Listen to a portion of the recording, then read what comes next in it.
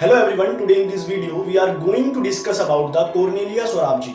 She was one of the groundbreaking figure in Indian legal history. Cornelia Sorabji का जन्म 1866 में नासिक में हुआ। वो पहली औरत थी इंडिया से जो ऑक्सफोर्ड में लॉ पढ़ने गई। बॉम्बे यूनिवर्सिटी की पहली फीमेल ग्रेजुएट थी and first women to be called to the English bar in 1923। She was also the first women lawyer in India. तो कॉर्नेलिया सोराबजी का जो सफर था उनकी जो पर्सनल अचीवमेंट तक ही सीमित नहीं था। उनका काम आज भी वुमेन्स राइट्स और एजुकेशन के लिए एक मिसाल है। आज की इस वीडियो में हम देखेंगे उनकी कहानी, उनके स्ट्रगल्स और उनने अपने पीछे जो लीगेसी छोड़ी है उसको समझेंगे। कॉर्नेलिया जी को अपनी माँ फ्रांसिना सोराबजी से बहुत इंस्पिरेशन मिली, जो विमेन्स एजुकेशन के लिए एक डेडिकेटेड एक्टिविस्ट थी उस जमाने में।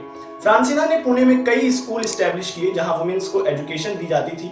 साथ ही उन्होंने अपनी 7 बेटियों को भी हायर एजुकेशन परमिट करने के लिए मोटिवेट किया।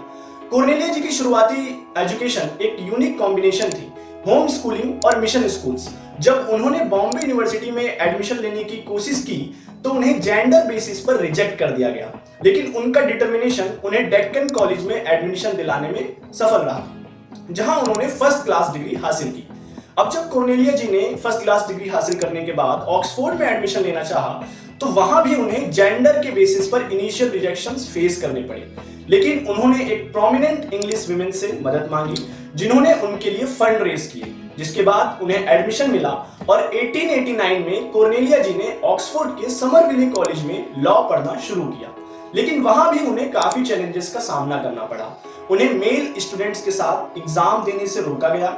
उन्हें कहा गया कि आप एलिजिबल नहीं हैं क्योंकि लंदन एग्जामिनर ने वुमेन्स को एग्जाम एक्सेस करने से मना कर दिया। ये एक बड़ा सेटबैक था, लेकिन कॉर्नेलिया जी ने अपील की और उन्हें एग्जाम देने की परमिशन मिल गई।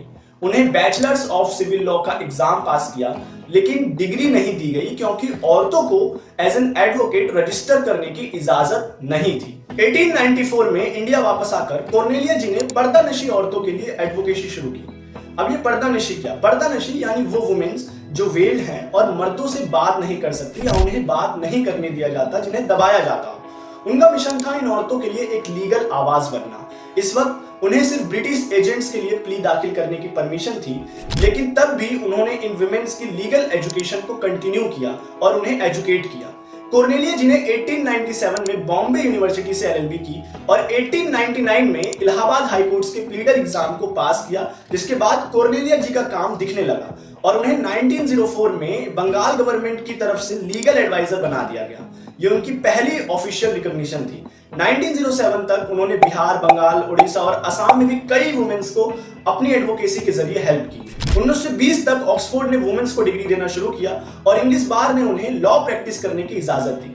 कॉर्नेलिया जी को जब 1922 में इंग्लिश बार से लॉ प्रैक्टिस करने का इन्विटेशन आया तो वो पहली इंडियन वुमेन लॉयर बनी जो ब्रिटेन में प्रैक्टिस करती थी।